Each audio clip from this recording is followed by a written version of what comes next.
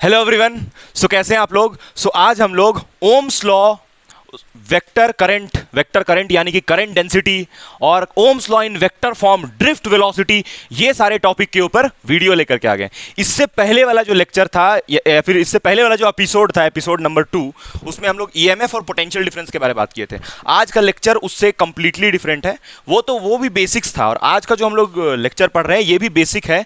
इसके आने वाला जो एपिसोड है, एपिसोड नंबर 4, 5, वो सारा एपिसोड आज वाले लेक्चर के ऊपर बेस्ड होगा। मतलब आज का लेक्चर का जो लास्ट पार्ट होगा यानी कि ड्रिफ्ट वेलोसिटी, मतलब अभी जितना भी हम लोग करने वाले हैं ना एपिसोड, जितना भी आने वाला लेक्चर है, ये सारा लेक्चर आज वाले लेक्चर के ऊपर बेस्ड होगा। पिछले वाले का भी इंपॉर्टेंस है, लेकिन पिछले वाले का जो इंपॉर्टेंस है वो आपको चैप्टर 4, 5, 6 ये सब में दिखेगा, लेकिन आज वाला तो बड़ा इंपॉर्टेंट है क्लास। तो आइए हम लोग स्टार्ट करते हैं ओम्स लॉ से।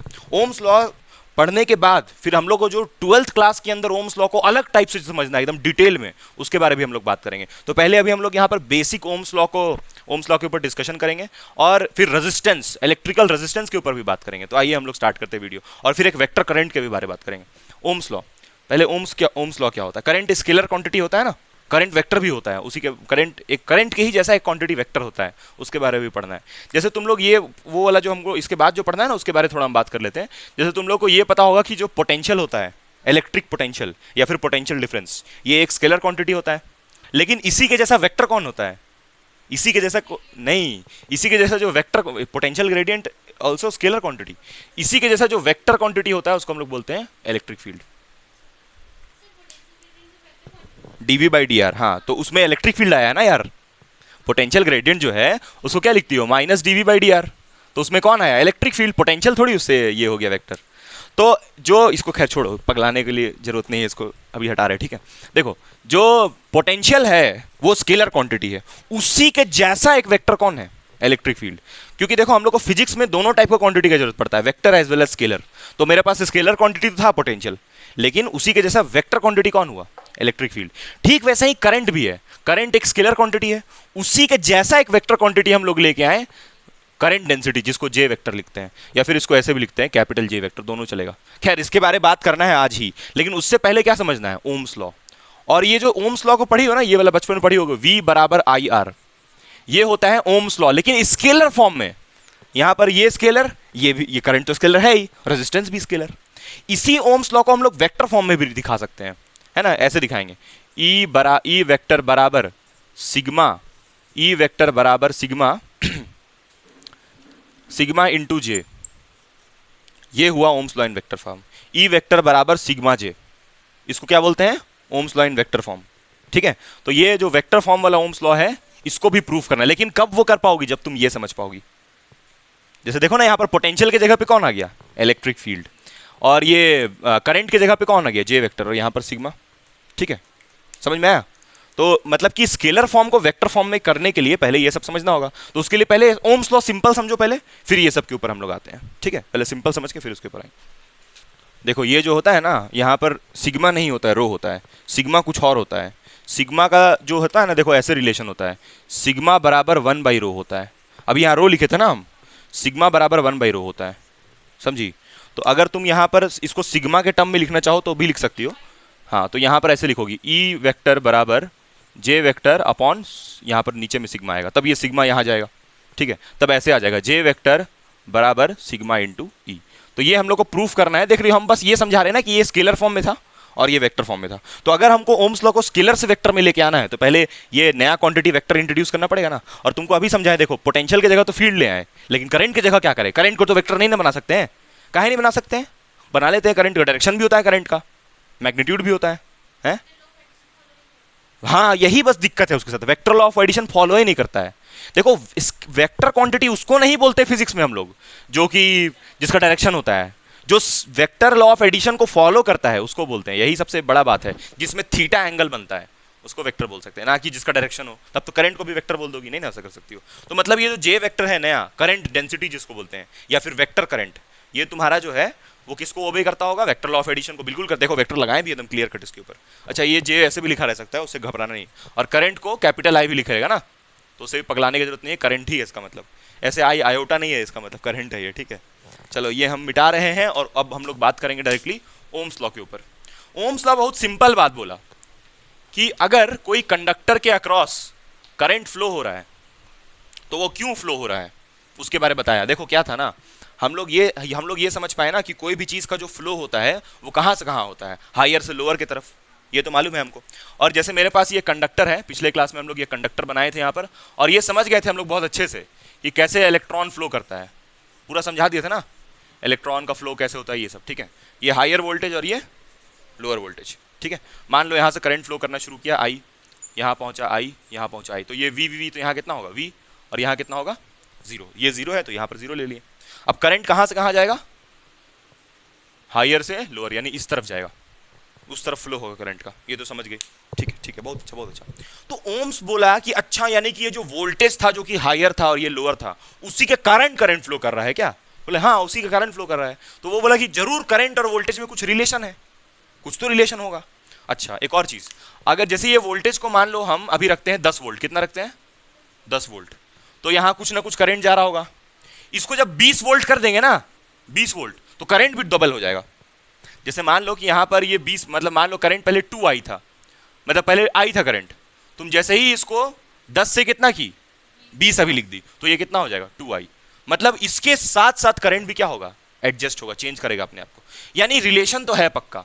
या फिर हम लोग ये साफ साफ बोल सकते हैं कि बैटरी ही, ये जो पोटेंशियल डिफरेंस है वी और जीरो, पोटेंशियल डिफरेंस बोल रहे हैं, डिफरेंस इसलिए क्योंकि ये हायर ये लोअर दोनों को देखना पड़ रहा है, दोनों पॉइंट को देखना पड़ रहा है। तो मतलब समझ में आ गया कि हाँ मतलब कि वोल्टेज ही रिस्पॉन्सिबल है for the flow of current across a conductor.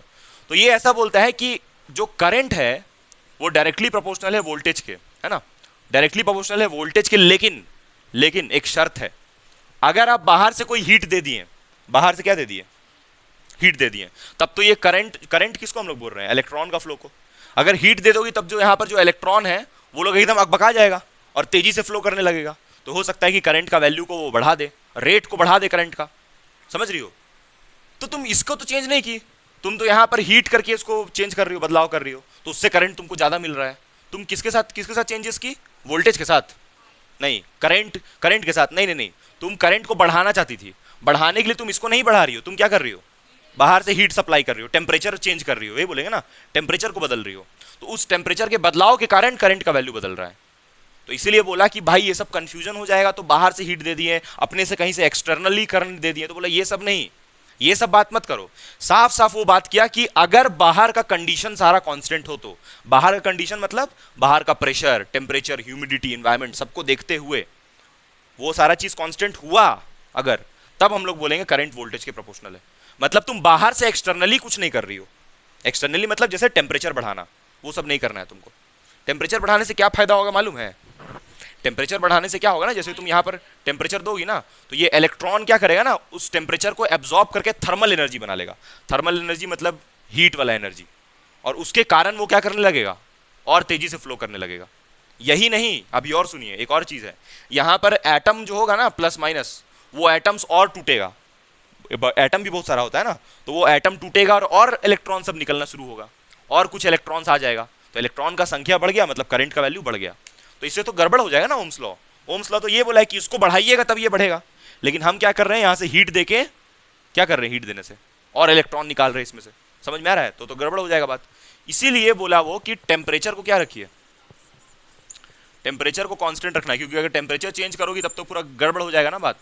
तो टेम्परेचर अगर कांस्टेंट है तब ओम्स लॉ सही है। इसका और आसान एक्सप्लेनेशन छोटा सा देखो, जैसे मान लो कि प्रिया बहुत प्यार करती है रमेश से, प्रिया किससे प्यार करती है, रमेश से, रमेश का स्पेलिंग प्रिया बोल रहे हैं, रिया नहीं, रिया तो 3-4 लोग से प्यार करती है ना, कितना का नाम लिखे हम यहाँ पर, इसलिए रमेश और प्रिया के बारे में बता रहे, ठीक है, प्रिया है कि नहीं, प्रिया बहुत शरीफ है, ज्यादा नहीं, बस 8-9 बॉयफ्रेंड रखती है, ठीक है क्या, प्रिया है कि नहीं, प्रिया बोल दे रहे हैं, सॉरी रिया। रमेश कौन है, नहीं पता, वो याद नहीं रहता होगा ना, इतना लोग है तो कहाँ से याद रहेगा, है कि नहीं खैर देखो कोई बात नहीं, हम लोग समझ सकते हैं क्या, ये तो और समझ सकती है अच्छे से, है कि नहीं साफिया। और रेशम को तो पूछो ही मत फिर देखो यहाँ पर कम बैक, अरे रेशम को तुम लोग देखी थी, वो मैम के बारे बर्थडे विश की थी, पूरा एकदम पैराग्राफ लिख दी थी इसमें खतरनाक। देखो अब ये देखो, सुनो सुनो, मैम स्टोरी नहीं लगाती है क्या, ये देखो, प्रिया और रमेश आपस में एक दूसरे से बहुत प्यार करता है, आपस में एक दूसरे से, मतलब प्रिया भी बहुत प्यार करती है रमेश को और रमेश भी प्रिया से बहुत प्यार करता है, ठीक है। अब रमेश क्या करता है कि प्रिया को हमेशा गिफ्ट देता है बर्थडे के दिन उसका, मतलब मान लो 12 गिफ्ट दे दिया उसको, 12-13 गिफ्ट देता है ना, भिखारी है ये प्रिया बहुत, तो उसको भिखारी देख करके उसको बहुत गिफ्ट देता है वो, ठीक है। 12 गिफ्ट दिया उसको, 12 तो गिफ्ट देता है। तो ये भी क्या करती है, अरे रमेश का बर्थडे आया, रमेश का बर्थडे आया, तो रमेश को भी गिफ्ट देती है, कम से कम पलट के 11 गिफ्ट तो देगी ना यार। चलो ठीक है, एक तो कम दे दी तो 11 तो देगी ना, 2 देगी, तुम अपना मत बताओ, ये अपना बता रही है, अपना मत बताओ साफिया, ठीक है। तुम 2 गिफ्ट देती होगी और 12 लेती हो, शर्म करो, कुछ शर्म करो यार। चलो समझ में आया यहाँ तक, 11 गिफ्ट वापस कम, चलो ठीक है 11 छोड़ो यार, बराबर ही कर देते, 12 गिफ्ट देती होगी, ठीक है। तो मतलब दोनों का प्यार आपस में ठीक ठाक चल रहा, प्रपोर्शनल है, ये जितना प्यार करेगा वो भी पलट के उसको इतना ही प्यार करेगी। अब रमेश नहीं, प्रिया थोड़ा बेवफा टाइप का आदमी है, ठीक है। वो मेरा मार्कर कहाँ गया ब्लैक वाला, अच्छा नीचे गिर गया। तो जो ये है क्या नाम है, रमेश थोड़ा सा, रमेश नहीं प्रिया थोड़ा बेवफा टाइप का है। ये क्या करती है कि एक और लड़का था, इसका नाम था अमन, ठीक है, अमन जो इसका कॉलेज में था प्रिया का, ठीक है। तो अब अमन और प्रिया का भी आपस में कॉफ़ी दोनों पीने जाता था डेली, कॉफ़ी पीते पीते प्यार हो गया दोनों को आपस में, ठीक है। अब प्रिया सोचे क्या करे, अब रमेश भी बहुत प्यार करता है, तो फिर क्या हुआ कि जब बर्थडे आने लगा, फिर अब रमेश हमेशा बर्थडे में 12 ही गिफ्ट दे रहा है उसको, लेकिन अब क्या हुआ कि प्रिया को तो थोड़ा इधर भी इन्वेस्ट करना है, थोड़ा इधर भी देना पड़ेगा ना। तो अब क्या करने लगी कि इसको 6 गिफ्ट देने लगी, इसको 6 गिफ्ट देने लगी, और ये अमन को कितना देने लगी, 6 गिफ्ट। तो अमन बाहरी आदमी है, ये लोग का रिलेशनशिप को बिगाड़ दिया, अब ये लोग का रिलेशनशिप नहीं चल रहा है। वही बात तो ओम्स भी बोल रहा है कि जितना करंट होगा उतना ही वोल्टेज होगा, लेकिन अगर ऐसा आप किए कि बाहर से कहीं से एक्स्ट्रा करंट ले आए, टेम्परेचर ये सब बढ़ा के, तब ये रिलेशन एप्लीकेबल नहीं होगा। समझ में आया? यही तो सिंपल सा बात बोल रहा है, सही है कि नहीं बताओ? यही सिंपल सा बात वो बोल रहा है कि आप करंट और वोल्टेज, मतलब अगर करंट 2 एम्पियर, एग्जांपल के लिए बोल रहे, दिल पे मत ले लेना, करंट अगर 2 एम्पियर है तो वोल्टेज भी कितना होगा, 2 वोल्ट। वोल्टेज का 2 वोल्ट होता है ना, ऐसा यूनिट, अरे वोल्ट में मेजर करते हैं ना वोल्टेज को, ऐसे दिख रही लग रहा क्या लिख दिए, पोटेंशियल का यूनिट लिखे हैं वोल्ट, और करंट को एम्पियर में। मान लो कि अच्छा एक चीज ना हमको ऐसे लिखना चाहिए, देखो बाबू इसको ऐसे लिखना, इसका भी कारण है बाबू, देखो वोल्टेज की वजह से करंट आता है ना, अरे वोल्टेज की वजह से करंट आता है ना। अरे रमेश गिफ्ट दिया प्रिया को, तब ना प्रिया उसको वापस गिफ्ट दी, नहीं चलेगा, उससे कोई मतलब नहीं। अरे भाई देख सुन, ये इसको 12 गिफ्ट दे रहा है, इसको अभी हटा दे अगर अमन को, तो ये 12 गिफ्ट दे रहा है, और ये भी तो घूम के इसको 12 गिफ्ट दे रही है। तो तुम इसको कैसे देख सकती हो, बोलोगी कि प्रिया बहुत ही अच्छी है, रमेश को 12 गिफ्ट देती है, ऐसे भी तो बोल सकती है रमेश बहुत अच्छा है, प्रिया को 12 गिफ्ट देता है। बात तो बराबर ही हुआ ना, चाहे तुम V is proportional to I लिखो, चाहे I is proportional to V। हाँ, लेकिन ये कॉन्सेप्ट क्लियर होना चाहिए कि वोल्टेज है तो करंट है, वो तो अंडरस्टैंडिंग क्लियर है कि यहां पर वोल्टेज बना तब करंट आया। बाकी प्रोपोर्शनलिटी क्या बताता है कि जितना वोल्टेज उतना करंट, इसके बारे में बताता है ना, ये थोड़ी बताता है कि कौन किसकी वजह से बन रहा है। नहीं समझी? नहीं समझ में आया? अब सुनो ध्यान से, तो 2 वोल्टेज 2 वोल्ट है तो करंट कितना, 2 एम्पियर। अगर यहां पर हम रखें 10 वोल्ट तो करंट भी कितना होगा, 10 एम्पियर। हम अब ये रेजिस्टेंस के बारे में बात नहीं कर रहे हैं, रेजिस्टेंस को इग्नोर करके ये सब बात कर रहे हैं। रेजिस्टेंस अगर ले आए तो ये करंट को कुछ क्या करेगा, खा जाएगा। समझ में आ रहा है? चलो ठीक। तो लेकिन अगर ऐसा हो जाए कि हम बाहर से कहीं से करंट ले आए, कहां से ले आए करंट, बाहर से करंट कैसे आएगा, ये इलेक्ट्रॉन को और एनर्जी दे दो तो इलेक्ट्रॉन और तेजी से चलेगा, और कुछ एटम टूटेगा। एटम कैसे टूटेगा उसके पीछे पूरा लंबा स्टोरी है, उसके बारे में हम नहीं बात कर रहे हैं। एटम टूटेगा और इलेक्ट्रॉन एक्स्ट्रा आ जाएगा, लेकिन एक्स्ट्रा वो कैसे आ रहा है बाबू, वोल्टेज बढ़ाने से नहीं, क्या करने से, बाहरी टेम्परेचर, यानी अमन वाला बात। तो बाहरी टेम्परेचर से तुम इस करंट को +3 एम्पियर और दे दी तो कितना हो गया, 13 एम्पियर। अब क्या ये आपस में प्रोपोर्शनल है?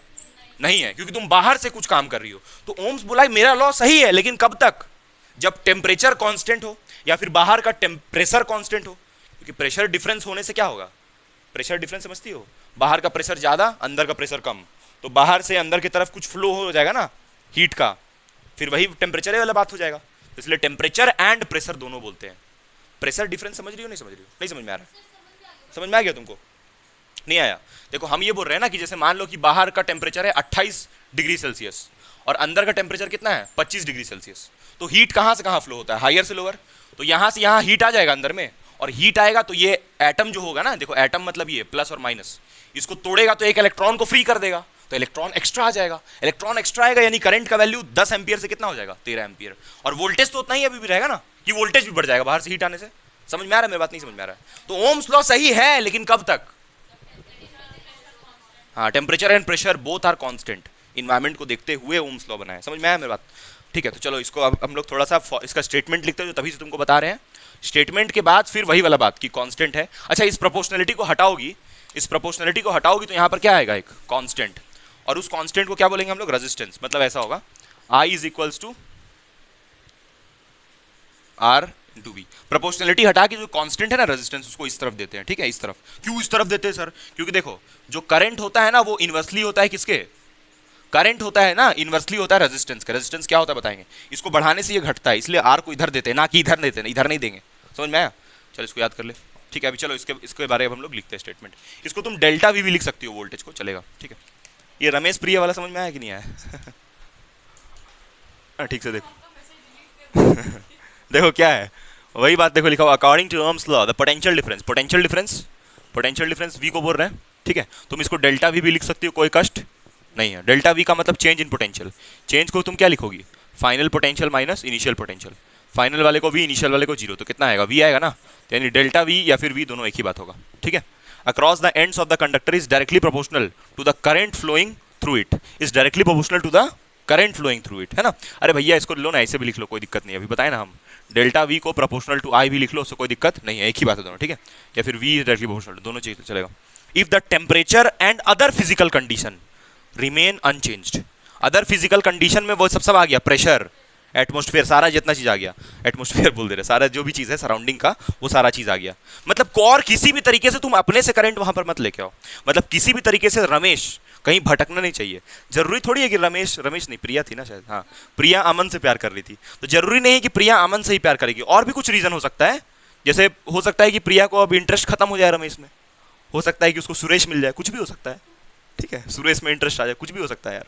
या हो सकता है कि उसकी जो दोस्त लोग है उसको भड़का देगी, रमेश तो इतना वाहियात है, एकदम कैसा बैगन जैसा दिखता है, तुम कहाँ इतना खूबसूरत, ले मिरर देख अपना चेहरा, कितना खूबसूरत है तुम। कुछ भी तरीके से बहका नहीं चाहिए, इसलिए लिख दिया यहाँ पर। देखो खाली यहाँ पर रमेश नहीं लिखा हुआ है, रमेश के बाद लिखा हुआ है अदर फिजिकल कंडीशन, मतलब और भी कोई नहीं आना चाहिए। हो सकता है उसकी मम्मी ही बोले कि तुम्हारा तो गवर्नमेंट जॉब है, रमेश तो बेरोजगार है, कुछ नहीं करता है। तो ये सब समझ में आया मेरी बात है? तुमको नहीं समझ में आ रहा क्या? और ये सब तो पूरा समझ में आ रहा होगा। बाकी इसको ऐसे पढ़ाया होगा कॉलेज में, Ohm's law is potential difference, ऐसे करके। चल समझ गए ना ये? चलो अब हम लोग नेक्स्ट हम लोग थोड़ा सा अब किसके बारे में बात करेंगे? रेजिस्टेंस के बारे में। अच्छा एक और चीज ना, जरा इसको डायग्राम से समझो एक चीज छोटा सा। देखो ऐसे हम लोग कंडक्टर बनाए थे, है ना, और इसको किससे कनेक्ट किए थे? वायर से। क्या बोल रही हो? क्या? ये V था और ये क्या था? तो यहां तक V पहुंचाए थे और यहां क्या पहुंचाए थे? तो यहां पर क्या लिखा है? Potential difference across the ends of the conductor. Ends इसलिए बोल रहा है क्योंकि एक एंड ये, दूसरा एंड ये, इसके अक्रॉस ना ऐसे करंट फ्लो करता है। समझिए? हाँ, तुम ये चाहो, देखो ये समझाने के लिए यार इसको यहां बनाते हैं। तुम चाहो तो इसको यहां से हटा लो और तुम समझो कि यहां से करंट फ्लो किया इस एंड से और ये दूसरे एंड पे आ गया। ये कंडक्टर नहीं है, ये पूरा वायर कंडक्टर है। This whole wire is conductor. ये वायर का एक पार्ट को जूम करके बड़ा बनाए हैं। समझ में आ रहा है? या फिर कोई दूसरा इंस्ट्रूमेंट लाके यहां लगा दिए जो कि कंडक्टर है। ठीक है, तुमको समझ में आ रहा है जी? हाँ, चलो अब हम लोग नेक्स्ट चलते हैं। अब किसके बारे में बात करेंगे? ये V इक्वल टू IR वाला मामला एकदम क्लियर है। हम लोग को फोकस करना है इसके ऊपर, रेजिस्टेंस के ऊपर। देखो तुमको जितना आसानी से लग रहा है ना कि करंट आया ऐसे भैया और आराम से चल दिया, वैसा हुआ नहीं। करंट को रास्ता में बहुत कष्ट झेलना पड़ा, तब यहां से यहां पहुंचा, या फिर पूरे वायर में फ्लो करते वक्त बहुत सारा कष्ट झेलना पड़ा। एक्चुअली करंट को नहीं, इलेक्ट्रॉन को कष्ट झेलना पड़ा, क्योंकि ये करंट तो होता ही नहीं है। एक्चुअली में यहां पर इधर इस डायरेक्शन में कौन फ्लो करता है बोलो? इलेक्ट्रॉन। और ये जो इलेक्ट्रॉन फ्लो करता है करंट के उल्टा डायरेक्शन में, इसी इलेक्ट्रॉन का फ्लो को बोलते हैं करंट। इलेक्ट्रॉनिक करंट बोलते हैं, मालूम हो? सब छोड़ दो, सिंपल समझो कि इलेक्ट्रॉन ऐसे गया तो ऐसे करंट बना। बाकी वो सब है डिटेल्ड कॉन्सेप्ट कि ये करंट तो होता ही नहीं है, ये जो बना रहे ये जो आई ये तो होता ही नहीं है। होता तो है, ये करंट होता है, जो इलेक्ट्रॉन है वो करंट होता है। वो सब छोड़ दो। हाँ बोलो।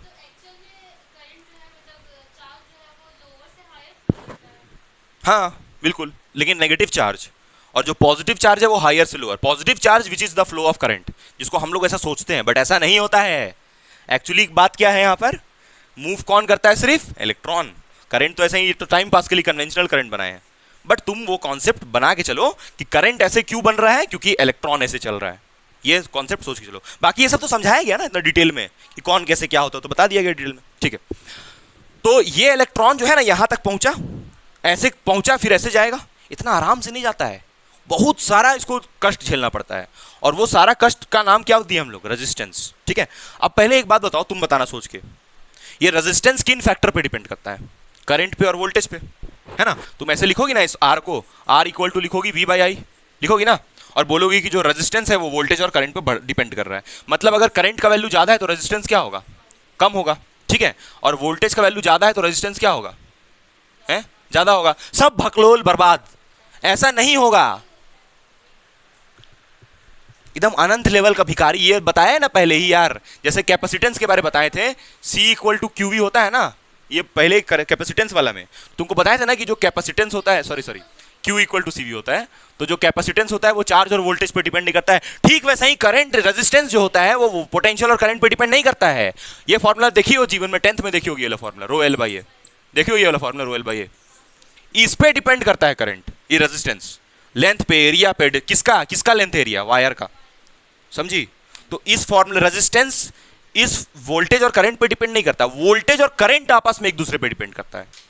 ठीक है, रेजिस्टेंस को, इन दोनों को चेंज करने से रेजिस्टेंस पे कोई असर नहीं पड़ेगा। अब रेजिस्टेंस है क्या पहले तो, अच्छा इसको रेजिस्टेंस मत बोलो, इसको बोलो इलेक्ट्रिकल रेजिस्टेंस, क्योंकि रेजिस्टेंस जीवन में बहुत सारा होता है। जैसे मान लो पानी बह रहा है कहीं से, पाइप से, अभी बताएंगे जरा, पानी पाइप से बह रहा है, तो जब पानी बहता है तो उसका रास्ता में कितना रुकावट आता है। कभी कभी ऐसा होता है कि पानी कम आ रहा है तो पाइप में कचरा जम गया है तो कम आ रहा है, तो वो पाइप में जो कचरा है वो क्या हो गया, रेजिस्टेंस। ठीक वैसे ही इस वायर में भी रेजिस्टेंस है जो कि इस इलेक्ट्रॉन का रास्ता में रुकावट पैदा करता है। तो आओ रेजिस्टेंस का, और कौन सा रेजिस्टेंस बोलना है इसको, इलेक्ट्रिकल रेजिस्टेंस, क्योंकि रेजिस्टेंस तो बहुत टाइप का होता है। जब हवा बहता है और हवा बहते बहते उसके बीच में कचरा सब आ जाता है, तो कचरा सब आता है तो हवा थोड़ा सा कष्ट होता है हवा को बहने में, तो वो जो कचरा सब है वो हवा का रास्ता में क्या पैदा कर रहा है, रेजिस्टेंस। क्या बोल रही हो, अरे हवा बहता है यार, क्या बात कर रही हो, बहने का मतलब है कि फ्लो करता है, जज्बात समझो। चलो ठीक है, समझ गई। चलो आओ, तो हम लोग किसके बारे में बात करना है हम लोग को, फिर रेजिस्टेंस बोल रही है, इलेक्ट्रिकल रेजिस्टेंस, क्योंकि हम लोग को इलेक्ट्रिसिटी के कारण, इलेक्ट्रिसिटी में जो कष्ट हो रहा है उस कष्ट के बारे में पढ़ना है, तो उस कष्ट का नाम दिए इलेक्ट्रिकल रेजिस्टेंस, नॉट रेजिस्टेंस। ठीक है, रेजिस्टेंस तो बहुत टाइप का हो गया फिर, तो रेजिस्टेंस तो तुम्हारे साथ भी होता है, पढ़ने बैठती हो 8:30 बजे और 1 घंटा की इधर उधर बतियाती हो, उसके बाद फिर खाना खाने में 2 घंटा लगाती हो, पढ़ती हो आधा घंटा। ये किसका रूटीन हम बताएं, तुम लोग सोच लेना, आपस में डिस्कस कर लेना किसका रूटीन हम बताएं। ठीक है, चलो आगे। तो ये ओम तुमको पता है ना, साइंटिस्ट का नाम है, पता नहीं कहीं का होगा। ठीक है, फ्रेंच साइंटिस्ट था शायद, पता नहीं, नहीं मालूम हमको। ठीक, अच्छा ये यही जो था ना, यही अंकल, ओम्स अंकल, यही वो रिलेशन दिया था V equal to I R, और आर तो ये अपने से लेके आ रहा है ना, V equal to I R, तो आर वो अपने से दिया है, तो आर अपने नाम पे रख दिया, ओम उसका एसआई यूनिट, उसका एसआई यूनिट अपने नाम पे कुछ तो करेगा ना अपने नाम पे, तो इसलिए उसका ओम रख दिया। ठीक है, तो अब हेडिंग लिखो electrical resistance, electrical resistance, electrical resistance, इसके ऊपर न्यूमेरिकल भी बनाना है फिर, इलेक्ट्रिकल रेजिस्टेंस। इलेक्ट्रिकल रेजिस्टेंस को किससे डिनोट करते हैं हम लोग, कैपिटल आर, कैपिटल आर। ठीक है, कैपिटल आर। और इलेक्ट्रिकल रेजिस्टेंस में जो ये जो फॉर्मूला है, पहले इलेक्ट्रिकल रेजिस्टेंस है क्या, इट इज द, कोई मार्कर ही नहीं चल रहा है, भिखारी टाइप का marker, it is the opposition, it is the opposition offered, it is the opposition offered in the path of current, current का रास्ता में, पाथ ऑफ करंट, करंट का रास्ता में जो रुकावट पैदा करते हैं उसको क्या बोलते हैं, इलेक्ट्रिकल रेजिस्टेंस। जो क्वांटिटी करंट का रास्ता में रुकावट पैदा करता है उसको इलेक्ट्रिकल रेजिस्टेंस बोलते हैं। और एक और सबसे जरूरी बात, इलेक्ट्रिकल रेजिस्टेंस एक प्रॉपर्टी है, प्रॉपर्टी, प्रॉपर्टी का मतलब, प्रॉपर्टी मतलब कि उस कंडक्टर का प्रॉपर्टी है, किसी भी चीज का प्रॉपर्टी ही यही होता है कि वो करंट को अपोज करेगा। जैसे फॉर एग्जांपल, बहुत अच्छा एग्जांपल, जैसे हम लोग जो वायर यूज करते हैं घर में, वो कौन सा वायर होता है, कॉपर वायर होता है, तो नाइक्रोम वायर क्यों नहीं यूज करते हैं, है? नहीं, नाइक्रोम वायर का रेजिस्टेंस बहुत ज्यादा होता है, वो करंट को एकदम फ्लो ही होने नहीं देगा। तुम करंट भेज रही हो 2 एम्पियर, पहुंच, तुम भेज रही हो करंट 100 एम्पियर, 100 एम्पियर हो नहीं सकता, एग्जांपल के लिए बता रहे हैं, 100 एम्पियर करंट भेज रही हो, पहुंच रहा है 0.2 एम्पियर, तो बाकी करंट कहां गया, तो इतना रुकावट हुआ, इतना रिकॉर्ड हो गया, करंट बेकार हो गया, बर्बाद हो गया। समझ में आ रहा है? नाइक्रोम, नाइक्रोम का भी बात छोड़ो, पहले इतना समझो, उसके बारे में बात करना है बाद में, पहले इतना समझो कि नाइक्रोम वायर क्यों नहीं यूज करते, क्योंकि उसका रेजिस्टेंस बहुत ज्यादा है, तुम किसको यूज करोगी? कॉपर को, क्योंकि उसका रेजिस्टेंस कम है। प्रॉपर्टी है उसके अंदर का, प्रॉपर्टी है एक रेजिस्टेंस। अब थोड़ा सा और इसको समझना है। पहले रेजिस्टेंस का हम कुछ कुछ ये लिख देते हैं, क्या क्या इसके बारे में मेन बात है। पहले इसका यूनिट क्या है? ओम। उसके बाद फिर resistance is nothing but property. लेकिन देखो बाबू, प्रॉपर्टी क्या चीज का है? ये कंडक्टर का, मटेरियल का नहीं, मटेरियल का नहीं है। मटेरियल का बात करोगी तब तो ये हो जाएगा फिर रेजिस्टिविटी, रेजिस्टिविटी दूसरा चीज हो जाएगा फिर। चलो समझो पहले। हाँ हाँ, इसलिए तो बोल रहे हैं ना, थोड़ा सिमिलरिटी कुछ तो है, बात करना है अभी उसके बारे। प्रॉपर्टी, प्रॉपर्टी ऑफ कंडक्टर, किसी भी कंडक्टर, किसी भी कोई भी सब्सटेंस का, कोई भी सब्सटेंस का वो प्रॉपर्टी है कि वो करंट का रास्ता में रुकावट पैदा करेगा ही करेगा। करना भी चाहिए, करना भी चाहिए, नहीं भी करेगा तो दिक्कत है फिर, क्योंकि इतना हाई करंट मिल जाएगा तो कंट्रोल कैसे होगा? वो ज़्यादा हाई करंट भी तो नहीं चाहिए। तो इसलिए हर चीज़ में रेजिस्टेंस कुछ ना कुछ होता ही होता है, हर चीज़ में रेजिस्टेंस मिलेगा ही मिलेगा, ठीक है। अच्छा, एक और चीज़, इसका जो हम लोग ऐसे भी बोलते हैं कि resistance is the ratio of voltage by current. अब रेशियो क्यों बोलते हैं इसको? क्योंकि वोल्टेज और करंट के ही हिसाब से इसका वैल्यू आ रहा है। हाँ, लेकिन इसको चेंज करने से इस पर कोई असर नहीं पड़ रहा है, ठीक है। अगर तुमको असर के बारे जानना है तो किस फॉर्मूला पे आओ? रो एल बाई ए। अभी हम लोग इसी के बारे में बात करेंगे, ये वाले फॉर्मूला के बारे, रो एल बाई ए के बारे, ठीक है। रो एल बाई ए के बारे पहले लिखो इसको जल्दी से। जैसे जो रेजिस्टेंस होता है ना, वो कांस्टेंट होता है, ऐसा कौन बोल रहा है? रेजिस्टेंस कांस्टेंट है ना। क्यों कांस्टेंट है? क्योंकि अभी तुमको बताया ना कि ये जो आया था आर, वो प्रोपोर्शनलिटी को हटाने से आया था, तो कांस्टेंट तो है। लेकिन कांस्टेंट है for a given material, for a given material, मतलब किसी एक मटेरियल के लिए आर का वैल्यू फिक्स है। कोई और मटेरियल, जैसे मान लो मेरे पास यहां पर कॉपर है, ठीक है, कॉपर का वायर है, ये कॉपर का वायर। देखो वायर बाबू ऐसे ही बनाते हैं हम लोग फिजिक्स में, ठीक है। और मेरे पास एक वायर है एल्यूमिनियम, ये इसका नाइक्रोम का, नाइक्रोम का वायर। नाइक्रोम किससे बना है? अच्छा, किससे बना है? वो ये है ना, एलॉय है नाइक्रोम, ठीक है, मेटल और नॉन मेटल का कॉम्बिनेशन है, एलॉय है। तो ये जो नाइक्रोम है ना, इसका जो रेजिस्टिविटी होता है, रेजिस्टिविटी के बारे में बात कर रहे हैं, कहाँ रेजिस्टिविटी ले आए सोचो। इसको हम लोग बोल रहे हैं ये नाइक्रोम का रेजिस्टिविटी, और इस तरफ हम लिख रहे हैं रेजिस्टिविटी ऑफ कॉपर। तो इसको 60 से मल्टीप्लाई करोगी ना, तब ये बराबर होगा, सोचो। मतलब कि नाइक्रोम का रेजिस्टिविटी, अब रेजिस्टिविटी क्या है भाई? हम लोग तो रेजिस्टेंस का बात कर रहे थे। देखो पहले तुम समझो कि रेजिस्टेंस का जो फॉर्मूला है वो रो एल बाई ए, ये वाला कहाँ से आया, पहले इसके बारे में हम लोग बात करते हैं। तो हम लोग अभी ये हेडिंग डालेंगे, फैक्टर्स ऑन विच, इसके बारे में फिर डिस्कशन करेंगे, ये जो इधर लिखे हैं इसके बारे भी हम लोग को बात करना है अभी। पहले ये सब ये क्लियर है ना कि हम लोग घर में क्या यूज कर रहे हैं? Copper, copper, copper. इसको नहीं यूज कर रहे हैं नाइक्रोम को। क्यों नहीं कर रहे हैं? क्योंकि नाइक्रोम करंट को फ्लो ही होने नहीं देगा। अब तुम अगर मेरे से पूछोगी, जैसे अभी पूछी थी तुम मेरे से कि सर इंसुलेटर का तो रेजिस्टेंस बहुत ज्यादा होगा, क्योंकि उसमें तो जीरो करंट, एक भी करंट को फ्लो नहीं होने देगा। करंट को फ्लो नहीं देगा मतलब चार्ज को फ्लो होने नहीं देगा, ये मतलब हुआ ना। तो हम लोग इंसुलेटर का क्या मेजर करें तब? तो इंसुलेटर का हम लोग रेजिस्टिविटी मेजर करेंगे, रेजिस्टेंस मेजर नहीं करेंगे, क्योंकि रेजिस्टेंस तब मेजर होगा जब करंट फ्लो होगा। इंसुलेटर में तो करंट फ्लो नहीं होता है, तो इसलिए हम लोग इस रेजिस्टिविटी का बात कर लेंगे। अच्छा, एक और जोरदार बात बता रहे हैं, तुम रेजिस्टेंस लिखो चाहे रेजिस्टिविटी लिखो, दोनों से हमको सेम बात मालूम चलेगा। हाँ, लेकिन दोनों अलग अलग चीजें अभी बता देंगे, अलग अलग कैसे। सेम चीज मालूम चलेगा, रिजल्ट सेम बताएगा। अगर रेजिस्टेंस हाई है मतलब करंट क्या होगा? कम होगा। रेजिस्टिविटी हाई है, इसका मतलब करंट क्या होगा? कम होगा। इसीलिए देखो यहां फॉर्मूला, ये वाला जो फॉर्मूला लिखे हैं ना, ये फैक्टर्स के बारे में बात करना है। देखो ये जो पहले फॉर्मूला लिख ले रहे हैं, R is equal to rho L by A, ये फॉर्मूला है, ये फॉर्मूला है। इसमें देखो रेजिस्टेंस रेजिस्टिविटी का कैसे है, डायरेक्टली दिख रहा है। मतलब रेजिस्टिविटी से भी रेजिस्टेंस मालूम चलता है, बोल सकते हैं ना, बिल्कुल बोल सकते हैं। रेजिस्टिविटी से भी रेजिस्टेंस मालूम चलता है, 100% बोल सकते हैं। ठीक है, ठीक है, ठीक है। मतलब कि रेजिस्टेंस और रेजिस्टिविटी जो है वो सेम चीज को बता रहा है कि करंट कितना फ्लो हो रहा है। Resistivity is high. जैसे तुम बताओ, इसमें नाइक्रोम और कॉपर दोनों में से किसका रेजिस्टिविटी ज्यादा है? नाइक्रोम का। तो मतलब नाइक्रोम करंट को फ्लो ही होने नहीं देगा। लेकिन देखो कॉपर बेचारा, अगर तुम यहां 60 को नीचे लेके जाओगी, 60 को नीचे लेके जाओगी, तो सोचो ये कितना कम आएगा इसका। मतलब इसको 60 से गुना करना पड़ रहा है, तब दोनों का बराबर आ पा रहा है।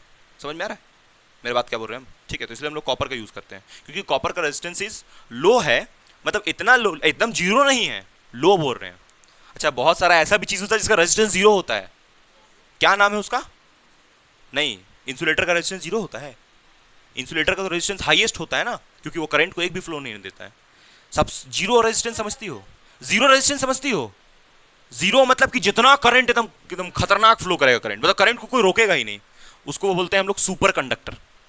क्या बोलते हैं? Super conductor. Which has zero resistivity, जिसका देखो रेजिस्टेंस जीरो, इसके बारे में हम बोलना चाहते हैं, हम रेजिस्टिविटी के बारे में बोलना चाहते हैं। तो हम यहां लिख देते हैं, लो यहां पर लिख दे, रेजिस्टिविटी ऑफ किसका बोले हम? Super conductor. सुपर कंडक्टर का रेजिस्टिविटी कितना होता है? जीरो। कितना होता है? जीरो होता है। मतलब इससे जो करंट का वैल्यू आएगा वो मैक्सिमम आएगा, समझी? मतलब एक भी करंट का रास्ता में रुकावट नहीं आएगा। करंट तुम जितना चाहो उतना बना लोगे। अच्छा तुम जरा देखो तो यहाँ पर पुट करके जरा देखना यहाँ पर। अच्छा इसके बारे में अभी बात करेंगे हम लोग, पहले और रेजिस्टेंस के बारे में बात कर लेते हैं। ये रेजिस्टेंस के बारे में पहले देखो, रेजिस्टेंस जो है वो लेंथ के कैसे है? पहली बात, लेंथ के कैसे है? Directly proportional. और दूसरा चीज, रेजिस्टेंस जो है वो एरिया के कैसे है? Inversely proportional. ठीक है, अब ये दोनों प्रोपोर्शनलिटीज को हम लोग कंबाइन करेंगे। ये वाला तुम लोग लिखी हो बढ़िया से, ये लिख लियो अच्छे से, ठीक है? इसको हम मिटा रहे हैं, है ना? हम लोग इसको साफिया, नोट्स तुमको समझ में आ रहा है ना कि नोट्स पूरा एकदम ये हो जा रहा है, घिच पिच नहीं ना हो जा रहा है, नोट्स बढ़िया से बन रहा है ना नोट्स इसका, ठीक है? बाकी वाले पीछे वाला छूट जाए, लेकिन आगे का तो बन रहा है ना नोट्स। तो यहाँ से देखो, ये इक्वेशन 1, ये इक्वेशन 2 दोनों कंबाइन करते हैं भाई। कंबाइन करके क्या मिलेगा? R is directly proportional to L by A मिलेगा, है? और यहाँ से प्रोपोर्शनलिटी हटाओ, तो हटाओगी तो यहाँ पर क्या मिलेगा? रो L बाई A। क्या कर रही है? ये फॉर्मूला मिलेगा। अच्छा अब जरा ये बताओ साफिया कि अगर वायर का हम लोग लेंथ बढ़ाएंगे, ठीक है, वायर का अगर हम लोग लेंथ बढ़ा देंगे तो रेजिस्टेंस बढ़ जाएगा, है ना? सही है ना? Directly proportional. वायर का एरिया घटा देंगे तो रेजिस्टेंस घट जाएगा, ठीक है? ये एरिया नहीं है, ये एरिया है, ए का मतलब क्रॉस सेक्शन एरिया। थोड़ा आओ इसको फील करते हैं, ये क्या बता रहे हैं थोड़ा उसके बारे, ठीक है? उसी में डालना है अभी हम लोग, दो ना, पीना है तुमको और दूसरा ला देंगे। अभी हम लोग को रेजिस्टेंस का ये बात समझना है कि जो रेजिस्टेंस है ना वो एरिया के इनवर्सली कैसे है, इसके बारे में समझना है। अच्छा ये एरिया कौन सा है? क्या ये जो ए है ना, इसको एरिया नहीं बोल रहे हम लोग, एरिया ऑफ क्रॉस सेक्शन। इस एरिया ऑफ क्रॉस सेक्शन मतलब ये वाला चीज, ये गोल वाला चीज, इसको बोल रहे हैं, ठीक है? वायर है मान लो इसको वायर मान लो, ठीक है नहीं, वायर मान लो इसको। अब इससे हम लोग ये पानी भेज रहे हैं इसमें, ठीक है? अब जैसे इसमें पानी भेजेंगे भाई तो देखो इसमें फ्लो बहुत कम हो पा रहा है, पानी भेज रहे हैं इसमें बहुत कम फ्लो हो पा रहा है ना, बहुत कम फ्लो है, देखो बहुत कम फ्लो हो रहा है पानी का। लेकिन अगर हम लोग वो लेके आए, जरा उसको पास करो, लेकिन हम लोग ये ले आए ये वाला वायर, तो देखो इसका एरिया ऑफ क्रॉस सेक्शन ज्यादा है, देख रही हो? एरिया ऑफ क्रॉस सेक्शन, इसको ये सब क्यों समझाया जा रहा है? ये सरफेस एरिया है, हम इसका बात कर रहे हैं, ये एरिया ऑफ क्रॉस सेक्शन मतलब ये सरफेस एरिया और ये वाला एरिया ऑफ क्रॉस सेक्शन, है ना? गोबरे रहेगा रे तुम लोग। एरिया ऑफ क्रॉस सेक्शन ये भी है, ये भी तो है ना। अरे जो इसका सरफेस एरिया वही ना एरिया ऑफ क्रॉस सेक्शन बना रहा है, तो एरिया बोलो या सरफेस एरिया बोलो एक ही बात है, ठीक है? तो इसको बोल रहे हैं हम लोग, ठीक है? एरिया, जब भी एरिया बोले तो समझ जाओ ये गोल वाला का बात कर रहे हैं। तो ये एरिया को तुम कितना डालोगी? ये एरिया को कितना डालोगी? Pi R square. Pi R square क्यों? क्योंकि ये सर्कल है ना, तो इसका एरिया पाई आर स्क्वायर। जितना रेडियस होगा उसके हिसाब से एरिया डिसाइड हो जाएगा। अब देखो अभी इसका एरिया क्या है, एरिया ऑफ क्रॉस सेक्शन क्या है? ज्यादा है। तो इससे जो पानी का फ्लो है, पानी क्या है यहाँ पर? करंट। पानी का फ्लो ज्यादा होगा कि कम होगा? पिछले वाले के मुकाबले ज्यादा होगा। और डाल के देखते हैं इसमें। और साफिया पकड़ दो जरा, जल्दी आओ, जल्दी आओ साफिया, उधर से पकड़ दो वैसे, ठीक है? इधर वाला, हाँ बस उधर ही रहो तुम, इधर मत आना, नहीं तो फिर व्यूअर्स कम हो जाएगा।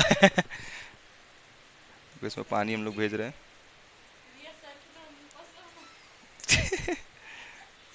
इसमें हम लोग भेज रहे ढेर सारा पानी, ठीक है? कहाँ लीकेज है पाइप में, गलत इंफॉर्मेशन देती है, बस इतना काफ़ी है। लो पानी पी लो, पी लो, साफ है पानी, उसमें कुछ गंदा थोड़ी है। हाँ उससे बीमारी हो जाएगा। देखो ये अब हम लोग इसमें अभी देखो इसका क्रॉस सेक्शन बहुत ज़्यादा है, और तुमको पता है कि एरिया ज़्यादा होने से रेजिस्टेंस क्या हो जाता है? एरिया ज़्यादा होने से रेजिस्टेंस क्या हो जाता है? अरे कम हो जाता है ना, रेजिस्टेंस कम हो जाता है, मतलब इसका फ्लो बड़ा जोरदार होगा। देखो ये देखो खतरनाक फ्लो हुआ कि नहीं बताओ, है? उसके मुकाबले, क्योंकि इसका एरिया ऑफ क्रॉस सेक्शन ज़्यादा है। अब तो खत्म हो गया, अब तो खत्म हो गया। आया समझ में ये कॉन्सेप्ट? तो एरिया ऑफ क्रॉस सेक्शन ज़्यादा होने से रेजिस्टेंस क्या हो जाता है? कम हो जाता है। क्यों? क्योंकि एरिया ज़्यादा है तो इलेक्ट्रॉन आराम से फ्लो करेगा, आराम से फ्लो करेगा तो उसको रुकावट आएगा, रुकावट आएगा, बट उतना नहीं आ पाएगा जितना पहले आ रहा था वो छोटा पतला वाला वायर में। तो इसीलिए तुमको बोला जाता है कि भैया जो आप वायर कनेक्शन कीजिए वो मोटा वायर लगाइए। पतला वायर ले लियो एक ठो, उससे टीवी भी चला रही हो, फ्रिज भी चला रही हो, सारा लाइट भी जा रही हो पतला वायर से, तुम क्या कैसा वायर यूज करोगी, मोटा वायर यूज करोगी, क्योंकि मोटा वायर में ज्यादा करंट आ पाएगा। इसीलिए हम लोग बाहर जो लगाते हैं ना, ट्रांसफार्मर से कनेक्ट करते हैं या जो भी बाहर में कनेक्शन देते हैं, मोटा वायर से करते हैं, क्योंकि हमको मालूम है मोटा वायर में करंट जोरदार फ्लो करेगा, ज्यादा करंट फ्लो कर पाएगा। ये भी बोल सकते हो ज्यादा फ्लो करेगा उसमें, क्योंकि हमको ज्यादा चाहिए ना, घर पे लेके आ रहे हैं उसको। समझ में आ गया ये कॉन्सेप्ट? बोलो। अरे तो इन्वर्टर थोड़ी ऐसा है कि एकदम हाई करंट दे रहा है। इन्वर्टर यूज कर देखो, इन्वर्टर देखो ज्यादा झेल भी नहीं पाता है, तुरंत डाउन। कितना भी अच्छा इन्वर्टर खरीद लो, डाउन हो, क्योंकि उसका उतना औकात ही नहीं है, इन्वर्टर का उतना औकात नहीं होता है। हाँ मतलब कि पतला वायर से चल जाता है उसमें काम, क्योंकि उसमें एकदम हाई करंट नहीं चाहिए। लेकिन जो बाहर से तुम लेके आ रही हो उससे सारा चीज घर का चला रही हो ना, ऊपर नीचे सब चीज चला रही हो। अच्छा एक और चीज भी होता है कि इन्वर्टर देखो अलग अलग फ्लोर में अलग अलग भी लगाते हैं कभी कभी, क्योंकि हमको मालूम है एक इन्वर्टर से पूरा घर नहीं चल पाएगा, उसके लिए अलग क्वालिटी का इन्वर्टर आता है, अलग टाइप का इन्वर्टर आता है उसके लिए। समझ में आ रहा है मेरी बात की नहीं समझ में आ रहा है? तो मोटा वायर इसलिए यूज करते हैं हम लोग, समझ गई? तो ये रेजिस्टेंस एरिया वाला बात समझ में आ गया होगा। लेंथ वाला बात, लेंथ बढ़ाने से रेजिस्टेंस कम बढ़ जाएगा, इसका क्या मतलब? हाँ हाँ मतलब रुकावट होता है, रुकावट है, ऐसा नहीं कि रुकावट नहीं है। जैसे ये जो पाइप अभी हम दिखाए थे, उसी में अगर हम कचरा भर दें तब सोचो कैसा फ्लो होगा, तब भी धीरे होगा। तो वही बोल रहे हैं कि एटम साइंस मॉलिक्यूल्स रुकावट पैदा करता है, ऐसा नहीं कि नहीं पैदा करता है। तो उसके बारे में समझना डिटेल में, पहले ये समझ में आया जो बताएं। अच्छा ये लेंथ बढ़ाने से रेजिस्टेंस बढ़ जाएगा, ये क्या मतलब है? ये क्या मतलब है? देखो देखो जैसे इसका एग्जांपल देते हैं, ये समझ गए ना ये वाला। अब देखो मान लो कि एक वायर है पतला सा ऐसा, ठीक है, इसमें कितना इलेक्ट्रॉन है? 1 2 3। कितना इलेक्ट्रॉन है? 3। इस वायर को खींच दो, तो खींचोगी तो क्या होगा? ऐसे पतला दुबला हो जाएगा। अच्छा एक जोरदार बात, इसका एरिया पहले कितना था? ये गोलू वाला एरिया ए था, अब एरिया कितना हो गया? आधा हो गया। लेंथ पहले कितना था? कितना था? एल। दिख रहा है कि कैमरा में कि हम ही सिर्फ पढ़ा रहे हैं, देख एल। अब इसका लेंथ कितना हो गया कम से कम? और कितना हो गया? 12। अब ये जो 3 इलेक्ट्रॉन जा रहा था खुशी खुशी, ये लोग कैसे आपस में चिपा चिपा के चलेगा, और बाकी जो इलेक्ट्रॉन, मान लो यहाँ पर एक और इलेक्ट्रॉन है, इससे भी टकराएगा। सोचो कितना खतरनाक टकरा टकरा के चलेगा, कितना कष्ट होगा चलने में इसको। इसीलिए बोल रहे कि लेंथ बढ़ाने से रेजिस्टेंस बढ़ जाएगा, मतलब इलेक्ट्रॉन का रास्ता में और रुकावट आएगा, क्योंकि वायर तो पतला हो गया है, तो इलेक्ट्रॉन आपस में भी टकराना शुरू कर देगा। देखो ऐसा है ना कि वायर में खाली इलेक्ट्रॉन नहीं होता है, खाली इलेक्ट्रॉन नहीं होता है, वायर में पॉजिटिव चार्ज होता है। क्या होता है? Positive charge. तो यहां पर भी पॉजिटिव होगा ना, इस वाले वायर में भी। तो यहां पर जब पॉजिटिव था तो इलेक्ट्रॉन इससे टकरा रहा था, लेकिन उतना ज्यादा नहीं, उतना ज्यादा डिस्टर्ब नहीं हो रहा था, क्योंकि वायर मोटा था। बट अब तो वायर एकदम पतला हो गया, अब तो ये इलेक्ट्रॉन और पॉजिटिव चार्ज जैसे मुंह लेकर उसके सामने खड़ा है ऐसे करके, समझ रही है मेरी बात? तब तो इलेक्ट्रॉन जाएगा तो पहले प्लस में घुसेगा ही, तभी आगे निकलेगा। ये समझ में आया? हाँ। तो इसीलिए पतला वायर ना यूज करो, क्योंकि पतला वायर में इलेक्ट्रॉन बहुत कष्ट होगा चलने में। इलेक्ट्रॉन दूसरे इलेक्ट्रॉन से तो टकराएगा, प्लस से तो टकराएगा, आपस में भी टकराएगा, आपस में भी तो टकराएगा इलेक्ट्रॉन। समझ में आया नहीं आया? इसलिए बोल रहे हैं कि लेंथ बढ़ाने से रेजिस्टेंस, लेकिन लेंथ बढ़ाने से सिर्फ रेजिस्टेंस तो बढ़ेगा, लेकिन बाबू एरिया में भी बदलाव हो रहा है। भाई लेंथ एल से कितना हो गया, लेकिन एरिया ए से कितना हो गया? तो लेंथ में बदलाव करोगे तो खाली रेजिस्टेंस में नहीं, एरिया में भी बदलाव होगा। ये न्यूमेरिकल में कॉन्सेप्ट यूज करना है। तो चलो इसको हम लोग हैशटैग करके लिखते हैं यहाँ पर। अच्छा और भी डिस्कशन कर लेते हैं। बोल सकती हो एरिया घट रहा है, इस कारण से रेजिस्टेंस का वैल्यू बढ़ जा रहा है, ऐसा भी बोल सकती हो। एरिया घटा ना यहाँ पर, देखो बोल सकती हो ना, देखो एरिया कम हो गया ना तो रेजिस्टेंस बढ़ जाएगा, ऐसे बोल सकते, बिल्कुल सही है। Frame of reference, frame of reference हो गया। देख के हंस सही है या? अरे हंस के देख रही है दोनों, मतलब हो ठीक है। देख रही हो इसको तुरंत एकदम ये सब बात में एकदम सुर मैच कर गया नहीं, साथ साथ। साफिया बोली थी, हाँ तुम तो कुछ नहीं बोली। चल देख देख यहाँ सुन, ये फॉर्मूला में एल समझ में आ गया तुमको, ए समझ में आ गया, बस एक चीज बच गया। कौन कौन बच गया? कौन बच गया? रेजिस्टिविटी। और रेजिस्टिविटी अभी समझाते हैं तुमको। रेजिस्टिविटी का मतलब होता है मटेरियल। क्या मतलब होता है? रेजिस्टिविटी का हम साफ साफ मतलब लिख रहे हैं, मटेरियल ऑफ द वायर। किस चीज से बना है वायर, किस चीज से बना है वायर। देखिए वाला, ये वो वाला कहाँ गया एक और, हाँ मिल गया। देखो जैसे ये वाला का मटेरियल देखो, इसके अंदर जो मटेरियल होगा, ठीक है, हो सकता है कि इसके अंदर का मटेरियल एकदम ये हो, प्लेन हो एकदम, तो पानी एकदम जोरदार फ्लो करेगा। और वही इसके अंदर कांटा लगा दो ऐसे करके, तो कांटा लगा दोगी तो हो सकता है कि पानी थोड़ा मतलब लंबा लंबा कांटा एकदम लगा दो, ऐसे लंबा लंबा कांटा, तो पानी एकदम ऐसे नहीं फ्लो करेगा, बीच से कुछ निकला, कुछ साइड से निकला, कुछ इस तरफ से निकला। मतलब यहाँ एक ऐसे कांटा लगा दो, एक ऐसे लगा दो, तो इधर से निकलेगा, सामने से निकलेगा। इसका मटेरियल एकदम खराब कर दो, कचड़ा उचड़ा लगा दो इसमें, तब भी दिक्कत होगा। तो क्या चीज से बना हुआ है ना ये, उसको बोलते हैं रेजिस्टिविटी। रेजिस्टिविटी मतलब आप किस तरीके का वायर यूज कर रहे हैं, कॉपर का यूज कर रहे हैं, एल्यूमिनियम का यूज कर रहे हैं, गोल्ड का यूज कर रहे हैं, सिल्वर का यूज कर रहे हैं। हम लोग सिल्वर का वायर क्यों नहीं यूज करते हैं? सिल्वर तो बड़ा अच्छा रहता है भाई, उससे भी करंट जोरदार फ्लो करता है, लेकिन बहुत महंगा होता है वो, मटेरियल के कारण उसका। समझ रही है मेरी बात? मटेरियल से, अच्छा एक एक सच सच बात बताए ना, तो मटेरियल से ही रेजिस्टेंस डिसाइड हो रहा है। सही बोल रहे हैं? ये जो रेजिस्टिविटी है उसी से रेजिस्टेंस डिसाइड हो रहा है। जैसे हम बोल रहे हैं तुमको क्या चीज, देखो ध्यान दो, इसलिए लिखे हैं ये पहले ही। हम बोले नाइक्रोम, तुम बोलोगे सर नाइक्रोम का रेजिस्टिविटी तो कॉपर से 60 गुना है, तो इसका नाइक्रोम का रेजिस्टेंस क्या हो जाएगा? ज्यादा होगा, बहुत ज्यादा होगा ना कॉपर से। क्यों? क्योंकि इसका रेजिस्टिविटी ज्यादा है। रेजिस्टिविटी ज्यादा होने का मतलब करंट को फ्लो ही नहीं होने देगा। तो यानी कि मटेरियल से भी रेजिस्टेंस डिसाइड हो रहा है, लेकिन मटेरियल को बदलना बहुत मुश्किल है। तुम कॉपर का वायर यूज कर रही हो, है ना, तुम बोलोगी कि नहीं हमको दूसरा लेके आना, तो पूरा सारा वायर चेंज करना होगा ना, तब ना बोलोगी मटेरियल बदल गया। इसलिए जनरली ना इसको हम लोग कुछ नहीं, इसको कांस्टेंट बोलते हैं। अच्छा कांस्टेंट की क्या चीज के लिए मालूम है कि नहीं?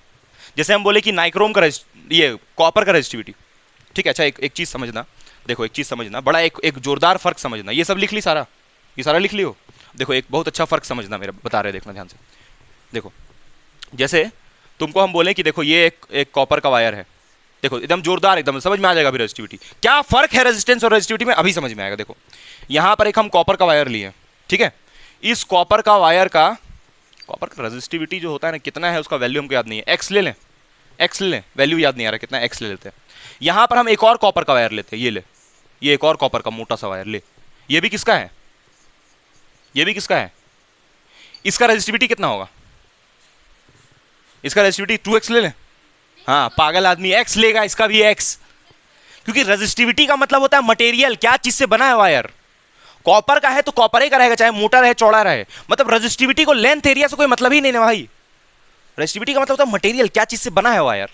तो क्या चीज से बना है तो बोल दी कॉपर का है, तो कॉपर ही का रहेगा ना, चाहे मोटा रहे वायर, चाहे पतला रहे, चाहे एक टुकड़ा रहे, रहेगा तो कॉपर का ही।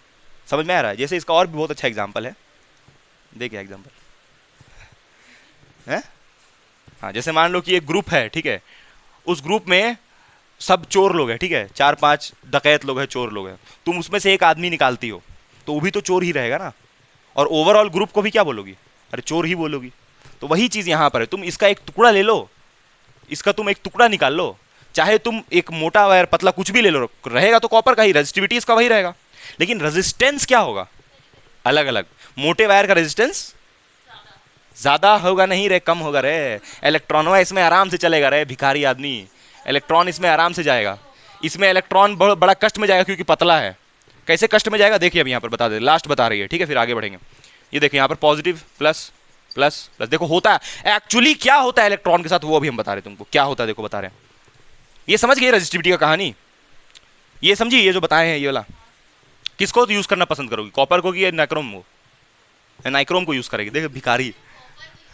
अरे कॉपर को यूज करोगी ना, नाइक्रोम को यूज नहीं करोगी, क्योंकि नाइक्रोम जो है, क्योंकि जो नाइक्रोम है उसका रेजिस्टिविटी बहुत ज्यादा है, करंट को फ्लो ही नहीं होने देगा। अच्छा रेजिस्टिविटी ज्यादा होने से क्या हो जाएगा भाई?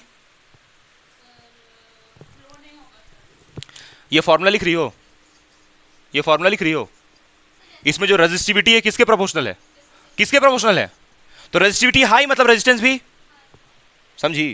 तो इसलिए रेजिस्टिविटी हाई वाला को यूज मत करना, ठीक है, आया समझ में? चलो रेजिस्टिविटी समझ गए। अब देखो इलेक्ट्रॉन के साथ क्या कष्ट होता है, देखो यहाँ बता रहे हैं। इलेक्ट्रॉन ऐसे जा रहा है मान लो स्ट्रेट लाइन में, ठीक है, ये प्लस वाला इसको क्या बोलेगा, भाई थोड़ा मेरे पास आ, फिर ये प्लस बोलेगा भाई थोड़ा मेरे पास आ, तो इन सबसे टकराते हुए ये इलेक्ट्रॉन भी भाई थोड़ा मेरा पास आ, ये इलेक्ट्रॉन सब टकराते टकराते कहाँ तक पहुंचेगा?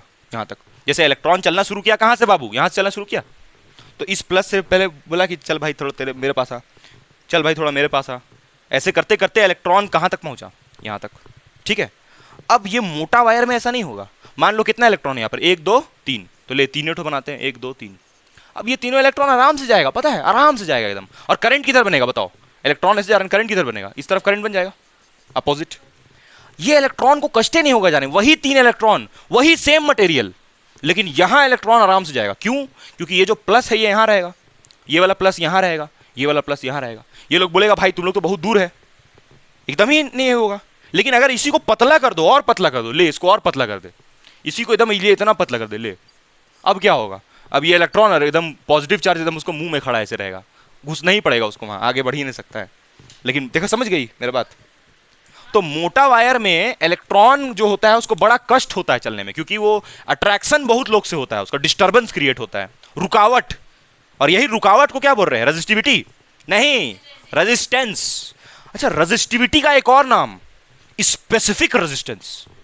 रेजिस्टिविटी का एक और नाम है, देखो ये रेजिस्टिविटी जो पढ़ रही हो ना, रेजिस्टिविटी, चलो हम लोग ना अभी हेडिंग लिख के चलो इसको करते हैं, पहले ये पहले बना लो, ठीक है, उसके बाद हेडिंग लिख के रेजिस्टिविटी को डिफाइन करते हैं। पता नहीं तुम क्या बोली। It is the characteristic characteristic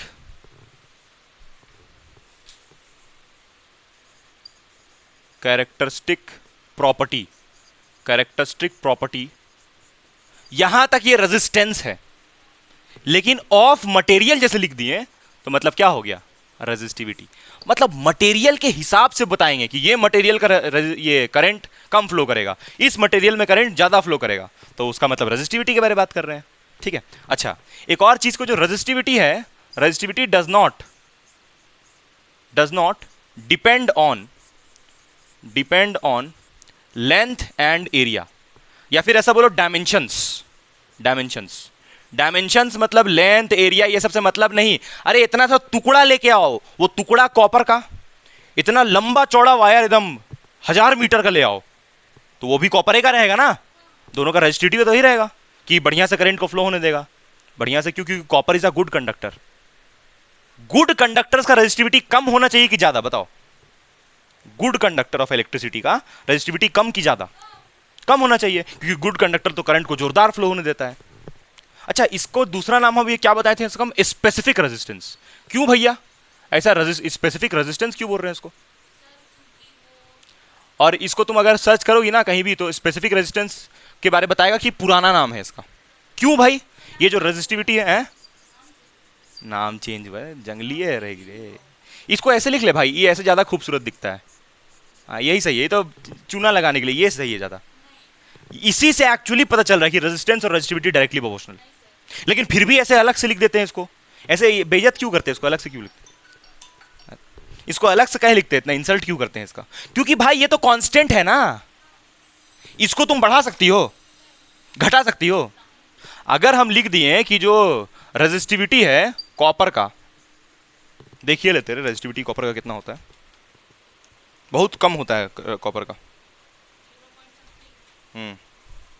नहीं 0 पॉइंट समथिंग नहीं होता है, उसका डेटा होता है एक,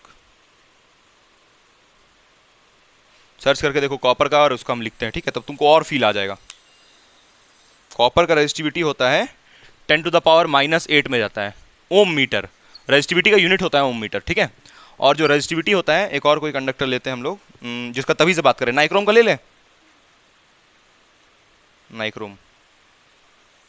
नाइक्रोम का अलग से जाएगा इसमें। तुम चाहो तो नाइक्रोम का डायरेक्टली भी लिख सकती हो इस तरीके से, देखो ऐसे लिख सकती हो।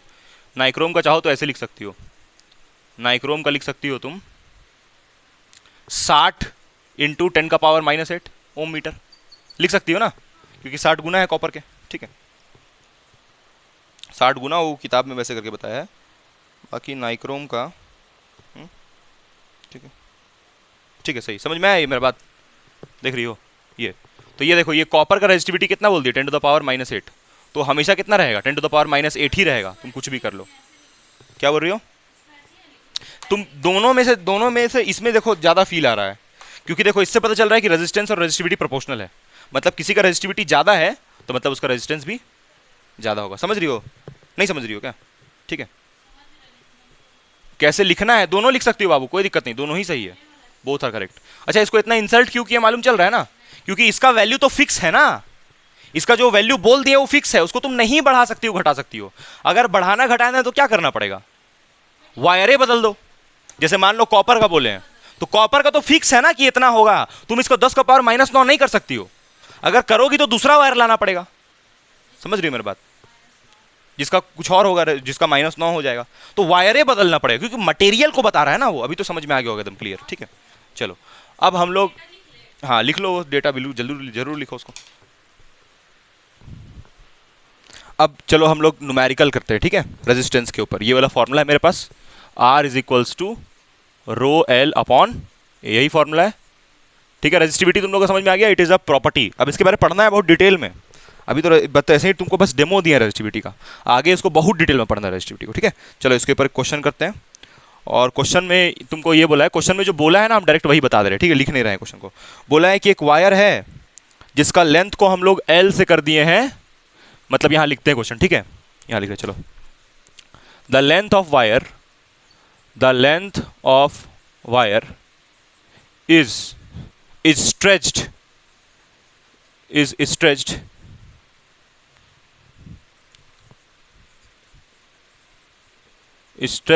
to 3 times its original, हाँ its original length, क्वेश्चन है its original length, 3 गुना कर दिए इसका लेंथ को, इसमें डाउट है, 3 गुना कर दिए। तो तुमसे पूछा है फाइंड द न्यू रेजिस्टेंस, बोल रहा है एक वायर का रेजिस्टेंस को कितना कर दिए, वायर का लेंथ को 3 टाइम्स कर दिया उसका पुराना लेंथ से, तो बोल रहा है उसका नया रेजिस्टेंस बताइए, ठीक है, बहुत इजी है, देखो बता रहे हैं नहीं नया रेजिस्टेंस कुछ नहीं दिया है, देखो मानना पड़ेगा, एक नहीं पुराना नहीं दिया है। देखो एक वायर है, इसका लेंथ हम कितना मान रहे हैं, L, कितना मान रहे हैं L, इसका लेंथ को L से कितना करना है 3L, तो 3L करने से क्या होगा, वायर पतला हो जाएगा। आटा देखिए, आटा गूंदा हुआ आटा, उसको ऐसे जब खींचती हो तो पतला तो होता ही है,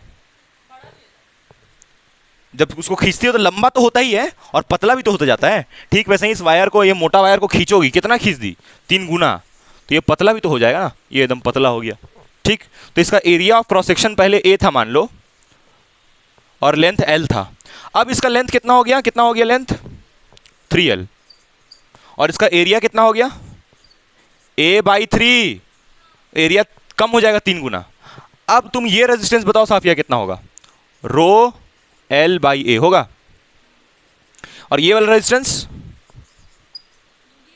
रो, मटेरियल तो रो, अरे मटेरियल वही रहेगा ना, अगर ये कॉपर का था तो इसका रो हुआ रेजिस्टिविटी, अभी भी इसका रेजिस्टिविटी कितना रहेगा रो, क्योंकि रेजिस्टिविटी को लेंथ और एरिया से कोई घंटा मतलब नहीं है।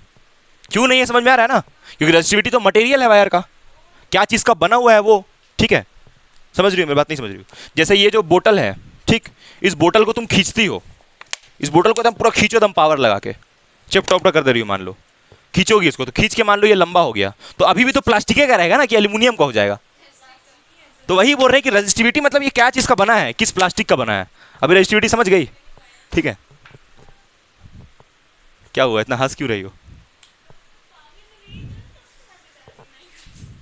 अब देखो यहां से अगर तुम निकालोगी, इसको R डैश ले लें, नया रेजिस्टेंस को R डैश ले लें, या फिर R न्यू ले लें, R न्यू रेजिस्टेंस। रेजिस्टिविटी तो रो का रो ही रहेगा, लेंथ कितना लिखोगी, एरिया A/3, ठीक है। तो अब न्यू रेजिस्टेंस, भिखारी लेवल का कैलकुलेशन, 3 यहां जाके मल्टीप्लाई होगा, कटेगा नहीं, कटेगा 13, तो ये 3 कितना हो जाएगा 9 हो जाएगा, तो 9L/A, हाँ क्योंकि बन जाता ना इसलिए तो ये 9 बाहर हुआ, रो L/A। अभी देते हैं ना एक क्वेश्चन बनाना उसको, ठीक। अब ये रो L/A का वैल्यू कितना है R, तो ये रो L/A की जगह क्या लिखोगी, तो कितना हो जाएगा 9R। और 1 मिनट बच्चों, 1 मिनट बच्चों, यहाँ पर लिखा हुआ था एक और चीज़ कि जो उसका पुराना रेजिस्टेंस है वो 10 ओम है, उसको देना हम छोड़ दिए थे, 10 ओम था पुराना वाला, पुराना रेजिस्टेंस 10 ओम था। तो यहाँ पुराने वाले को कितना डालोगी, R न्यू बराबर 9 × 10 कितना आया 90 ओम, क्लियर है। चलो इसको छाप लो, फिर नेक्स्ट क्वेश्चन करना है, हो गया। आओ इसको एकदम जादुई तरीके से एक लाइन में करते हैं, लिख मिटा दे इसको, मिटा दे ना क्वेश्चन। अब इसको एक लाइन में करेंगे एकदम जादुई तरीके से, कैसे करोगे एक लाइन में, जादू, ये पुराना रेजिस्टेंस दिया था, देखो जादू ये है कि रेजिस्टेंस नया वाले को Rn लिख रहे हैं, और उसको क्या इसको ऐसे लिख सकते हैं, देखो है बच्चों, n²R। सब लोग सर n क्या है यहाँ पर, n का मतलब है नंबर ऑफ टाइम्स, हाँ न्यू रेजिस्टेंस, कुछ भी लिखो, R डैश लिखो, Rn लिखो, R साफिया लिखो, कुछ भी लिख लो, ठीक है। तो number of times wire is stretched, wire is stretched लिख सकती हो, स्ट्रेच्ड। स्ट्रेच्ड मतलब उसका लेंथ में जो बदलाव हुआ है, लेंथ में जो चेंजेस हुआ है। लेंथ घट भी सकता है रे, खींच नहीं सकता है, घट भी सकता है लेंथ। जो भी लेंथ में बदलाव, देखो जो भी लेंथ में, क्या बोल रही हो, चलेगा हो सके, लेंथ में जो भी बदलाव हुआ उसको यहां चिपका दो। जैसे यहां पर लेंथ को हम लोग कितना किए हैं बताओ, कितना गुना बढ़ाए हैं, 3 गुना। तो n का वैल्यू कितना डालोगी, 3 का स्क्वायर। 3 का स्क्वायर कितना होता है, r न्यू निकाल रहे हैं ना, 3 का स्क्वायर कितना होगा, अरे 3 का स्क्वायर कितना होगा, और r का वैल्यू कितना है, 90 ओम आ गया। देखिए एक लाइन में किए कैलकुलेशन इस फॉर्मूला से। लेकिन ये जो फॉर्मूला बताए ये सिर्फ लेंथ के लिए बताए हैं। लेंथ में बदलाव लिखा तब, एरिया में बोलेगा तो उसका दूसरा होता है। यहां लेंथ के बारे में बोला था ना कि स्ट्रेच्ड मतलब लेंथ को उसका बढ़ाए हैं। एरिया भी बदला है, ऐसा नहीं कि एरिया नहीं बदला है, एरिया भी बदला है। लेकिन एरिया को अगर सिर्फ बदलने का बात करेगा तो उसके लिए दूसरा फॉर्मूला होगा। अभी फॉर्मूला लिखते हैं बोला, ठीक है, इसको छाप लो पहले। ये देखो ये शॉर्टकट फॉर्मूला हुआ, शॉर्टकट। लेकिन इसको एग्जाम में करोगी ना डायरेक्ट तो तुम्हारे साथ शॉर्टकट मार देगा वो, ठीक है। करना इसी मेथड से, हाँ करना। उसको बोलेगी तो ये क्या है, ये गलत है बोलेगी बोलेगी गलत ही है। हाँ। मार्क्स दे दे रहे लेकिन मार्क्स दे दे रहे लेकिन गलत। वाह भाई गजब है टीचर है नहीं, उसको खुद ही कॉन्फिडेंस नहीं कि सही है कि गलत है। साफिया ऐसा टीचर कौन,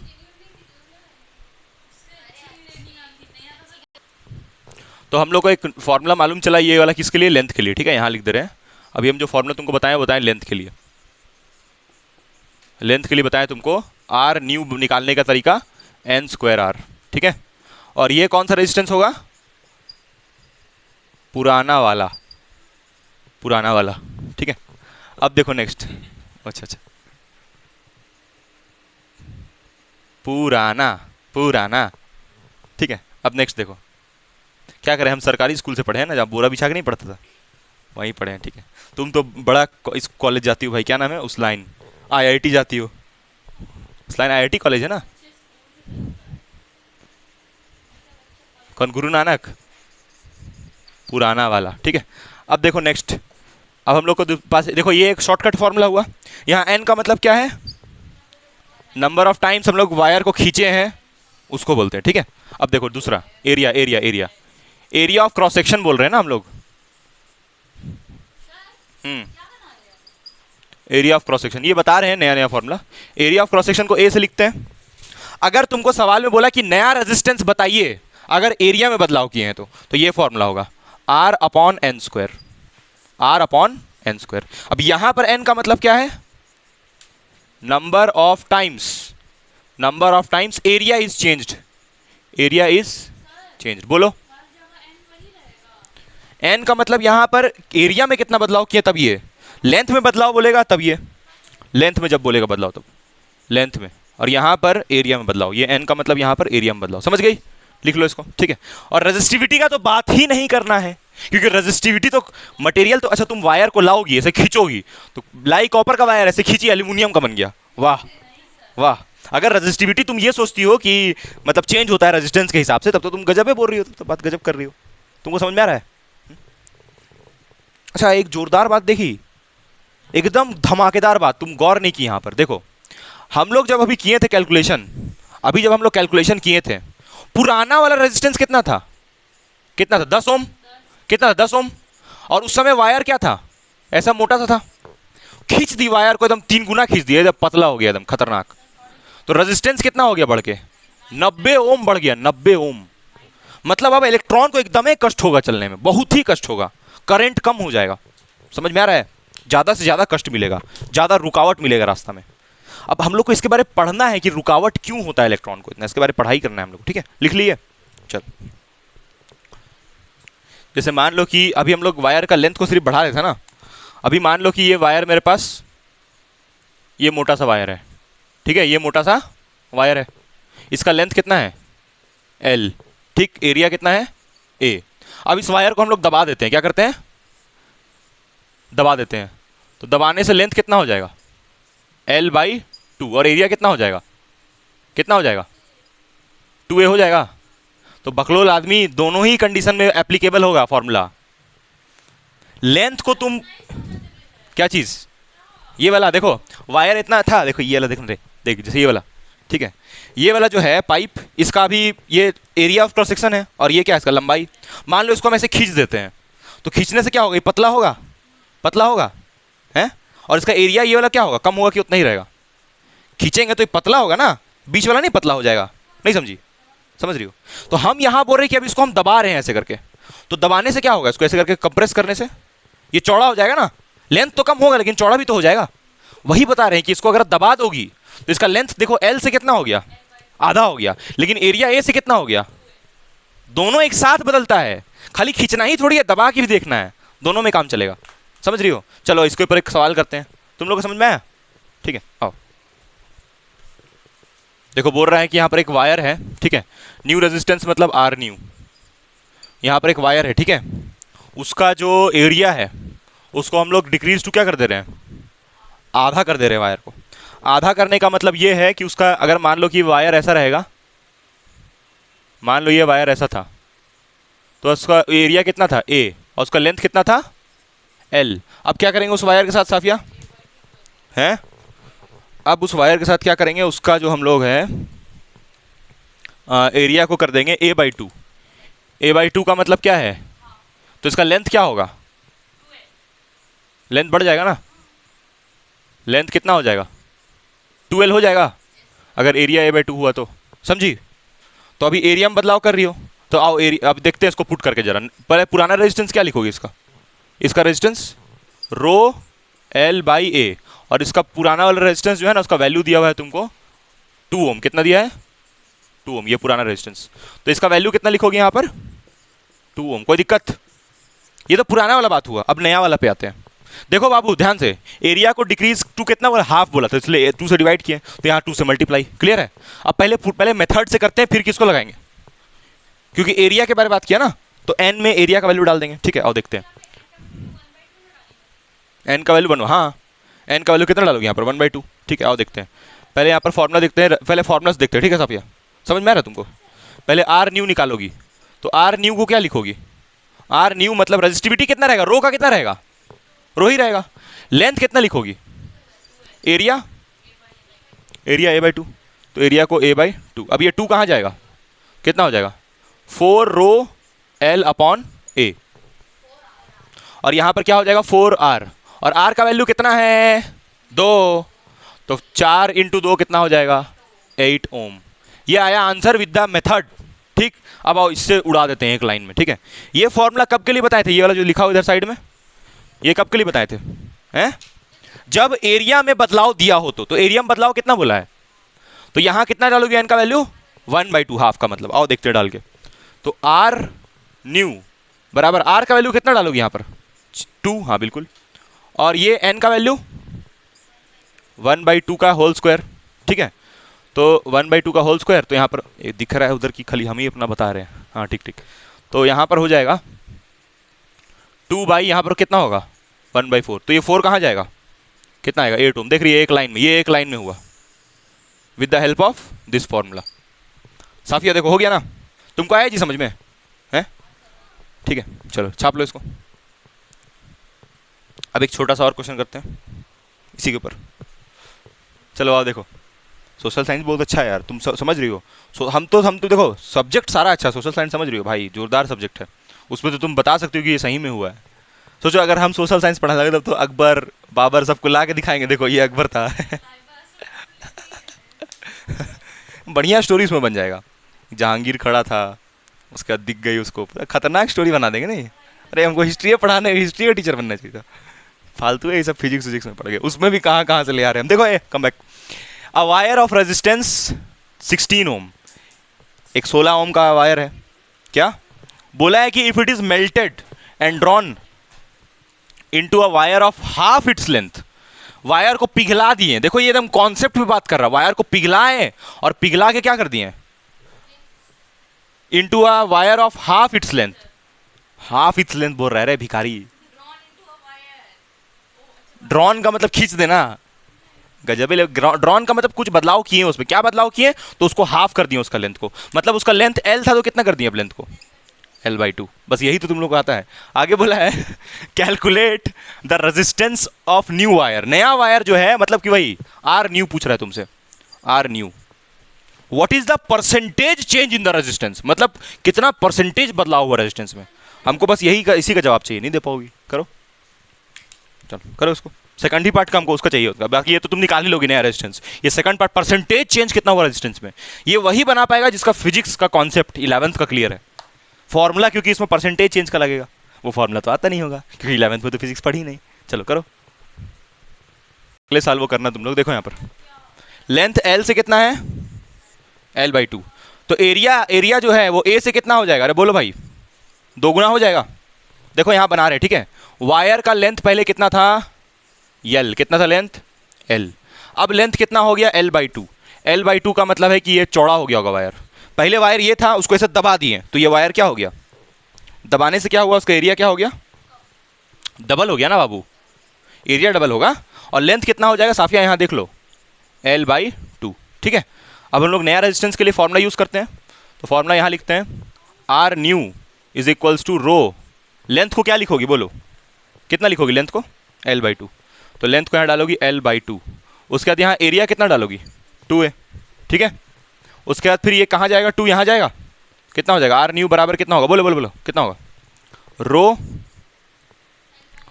L/a, ठीक। और यहाँ पर ये 2 2 4, तो 4 होगा, कितना आ जाएगा 1/4 रो L/a, कोई दिक्कत, ठीक है। ये हुआ नया रेजिस्टेंस। और ये नया रेजिस्टेंस को आगे सॉल्व करोगी तो ये रो L/a की जगह क्या लिखोगी, R लिखोगी, तो रेजिस्टेंस क्या हो गया, R/4 हो गया, कम हो गया, कम होना भी चाहिए, कम होना भी चाहिए रेजिस्टेंस, क्योंकि तुम वायर को क्या की हो, मोटा कर दी हो, मोटा करने से देखो रेजिस्टेंस कितना हो गया, R/4। सब क्या समझ में आया, R/4। और ये R का वैल्यू कितना है, ये नया रेजिस्टेंस, ये पुराना वाला, R का वैल्यू कितना है, अरे ये R का वैल्यू कितना है भिखारी, 16, तो 16 बाई क्या हो जाएगा 4, तो R न्यू बराबर 4 ओम, 4 ओम आया नया रेजिस्टेंस, क्लियर है। ये रेजिस्टेंस निकला। तुमसे पूछा था परसेंटेज, मतलब पहले वाले के मुकाबले अब का रेजिस्टेंस में कितना बदलाव हुआ, परसेंटेज चेंज इन रेजिस्टेंस, पहले वाले के मुकाबले अब कितना बदलाव हुआ, आओ निकालते हैं यहाँ पर। हाँ देखते हैं, तो नया रेजिस्टेंस मतलब तुम निकालोगी परसेंटेज चेंज रेजिस्टेंस में, तो लिखोगी R old minus R new upon R old into क्या 100, ठीक है। परसेंटेज लगाना है यहाँ पर, फिर लास्ट में परसेंट लगाना है, ठीक। तो यहाँ पर आर ओल्ड कितना है 16, आर न्यू कितना है 4 अपॉन क्या 4 इंटू क्या 100, तो ये कितना होगा, हैं, ओ सॉरी ओल्ड यहाँ पर 16 होगा, कितना हो जाएगा ये 12/16 इंटू 100, तो ये कटेगा किससे, 2 4 3 ज़ा 12, 4 4 ज़ा 16, 2 5 ज़ा 10, 2 2 ज़ा 4, 2 1 ज़ा 2, 2 25 ज़ा 50, तो 25 दिया 75, और यहाँ परसेंट चल रहा था ना, तो यहाँ परसेंट हो जाएगा, तो 75% बदलाव हुआ, ठीक है। तो ये 75% बदलाव का मतलब क्या है, 75% क्या आया ये साफिया बताओ, चेंज इन रेजिस्टेंस कितना हुआ 75%, सॉरी, मतलब कि पहले रेजिस्टेंस कितना था, अभी पहले नहीं, पहले जो रेजिस्टेंस था वो 100% था, तुम 25% उसको क्या कर दी, कम कर दी। देखो पहले रेजिस्टेंस कितना था 16 ओम था ना बाबू, देखो ध्यान से, पहले 16 ओम था ना, अब कितना हो गया रेजिस्टेंस 4 ओम हो गया, तो तुम कितना कम की उसको 75% कम की उसको, तुम उल्टा बोल दिए थे हम अभी, 75% तुम उसको कम की ना, अब उसका कितना बच गया, बस 25% बचा, नहीं समझ में आ रहा है क्या, आ रहा है, क्योंकि देखो 4 को तुम कितना से गुना करोगे तो 16 आएगा, तो 4 से गुना करोगी, तो मतलब तुम उसको 75% घटा दी हो रेजिस्टेंस को, बचा है 25%, मतलब जोरदार फ्लो होगा करंट का, एकदम धमाकेदार, है कि नहीं बताओ। हाँ क्योंकि रेजिस्टेंस कम हुआ है, यहाँ दिख भी रहा है R/4, R/4, समझ में आ गया, नहीं आया समझ में, आ गया, चलिए thank you guys, bye, good night.